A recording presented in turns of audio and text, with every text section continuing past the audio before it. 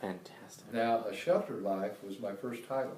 Mm-hmm. And I thought I was being so clever, and I considered that ironic. It was my sheltered life, of course, and the sheltered life and lives of the men I knew, both cuts both ways. Well, Judith, my publisher, ABQ Press, said, you know, and she'd read the manuscript, and we were discussing the title, and she said, that's a good title, but check it out on Amazon to see if there are other titles. I hadn't thought of that.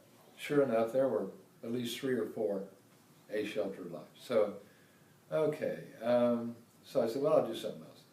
So then I thought, Sheltered Lives, plural, and that could still get the two-way thing, my sheltered life, the sheltered life of the men I deal with.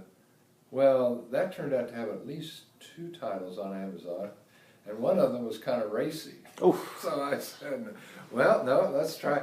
And then I hit upon Our Sheltered Lives, kind of third choice, but I didn't see it on Amazon, and you can't copyright a title, of course, so there may be other, but I was satisfied with that. So that's how we got to the title.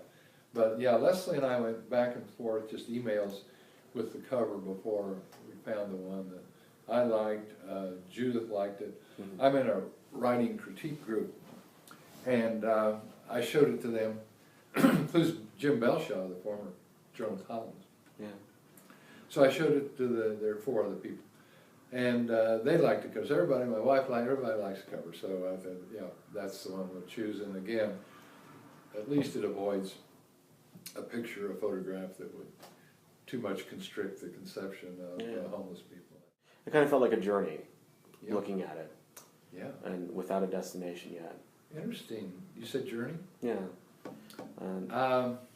For those who took college lit classes and look for this kind of thing, symbolism, whatever you want to, the meaning behind the meaning, subtext, whatever it is. That would be me. I have an English degree. All right. Well, after I'd written the book, You knew that already. this is the truth. I want to play up there, too. After I'd written the book, it was literally finished, and I'd copy edited it, I don't know how many times. It was ready to have Judith look at it and all. I was literally lying in bed, and I tend to do some thinking before I go to sleep. I'm one of those people, and I thought, you know, I have been on a journey, and if you want to make it an odyssey, you know, the modern Odysseus, or and you look at some of the stops I've made, Definitely. like the journey and The Philippines, coming home and all that, that I've been on a journey, but even just in the context of the volunteering at the AOC and driving a car. Driving a car around. You know, I've been on a journey.